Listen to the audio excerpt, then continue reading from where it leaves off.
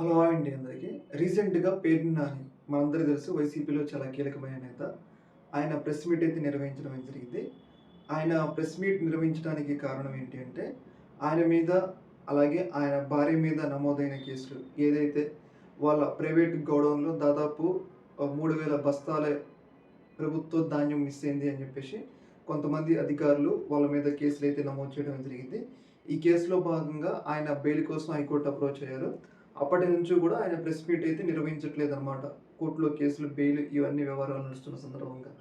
అయితే రీసెంట్‌గా ఆయన ప్రెస్ మీట్ ముందుకైతే రావడం జరిగింది.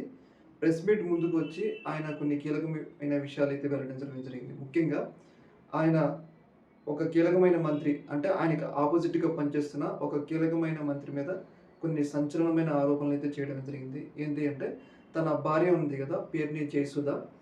ఈ గౌడౌన్ అనేది ఆమె పేరు మీద ఉంది. అయితే ఆమెని అరెస్ట్ చేయాలి అని జెప్పేసి ఈ యొక్క మంత్రి చాలా ప్రయత్నించారంట. అంటే పేరు నాని మీద కోపంతో ఆయన భార్యని అరెస్ట్ చేయాలని జెప్పేసి ఈ మంత్రి తీవ్ర స్థాయిలో ప్రయత్నించారంట. కాకపోతే చంద్రబాబు నాయుడు గారు దగ్గరికి ఎన్ని సార్లు ఈ ప్రపోజల్ పెట్టినా, పేరు నాని భార్యనే అరెస్ట్ చేయాలి అని జెప్పేసి చంద్రబాబు నాయుడు దగ్గర ఆ కీలకమైన మంత్రి ఎన్ని సార్లు ప్రపోజల్ పెట్టినా గానీ చంద్రబాబు నాయుడు గారు ఆ యొక్క ఇష్యూని సున్నితంగా తిరస్కరించారు. ఎందుకంటే మనం గొడవలు పెట్టుకుంటే నువ్వు పేరు నానితో పెట్టుకోలే గాని ఇంట్లో ఆడవాళ్ళ జోలికి పోవద్దు అని చెప్పేసి చంద్రబాబు నాయుడు గారు ఆ యొక్క మంత్రి ప్రపోజల్‌ని తిరస్కరించారు. ఇదే విషయాన్ని రీసెంట్‌గా పేర్ని నాని ప్రెస్ మీట్ పెట్టి చెప్పారనమాట. చంద్రబాబు నాయుడు గారికి మొదటిసారి ఆయన ఒక రకంగా పాజిటివ్‌గా మాట్లాడడం జరిగింది. ఏదేమైనా గానీ ఈ యొక్క ఇష్యూలో చంద్రబాబు నాయుడు గారు నడుచుకున్న తీరు అనేది చాలా మంచిది. ఎందుకంటే 40, 50 ఏళ్ల రాజకీయ అనుభవం అంటారు గదా! అంటే ఒక మహిళ జోలికి పోకూడదు. అంటే రాజకీయాల్లో కొన్ని ఎథిక్స్ ఉంటాయి.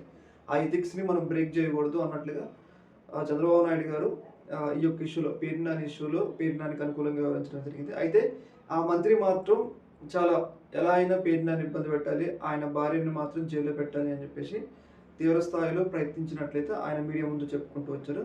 ఆయన మీడియా ముందుకు రావడానికి కారణం ఏంటంటే బెయిల్ ఇష్యూలు కోర్టులో నడుస్తున్న సందర్భంగా మీడియా ముందుకొస్తే బెయిల్ క్యాన్సిల్ అవుతది అని చెప్పేసి వాళ్ళకి తన లాయర్ చెప్పడం వల్ల మీడియా ముందుకు రాలేదు అని చెప్పేసి ఆయన చెప్పడం జరిగింది. ఏదేమైనా గాని ఈ యొక్క ఇష్యూలో మొదటిసారి పేర్ని నాని చంద్రబాబు నాయుడు గారి గురించి ఒక పాజిటివ్‌గా మాట్లాడడం జరిగింది ఈ యొక్క ఇష్యూలో. దీని మీద మీ యొక్క అభిప్రాయం తెలియజేయండి. ఓకే. Thank you.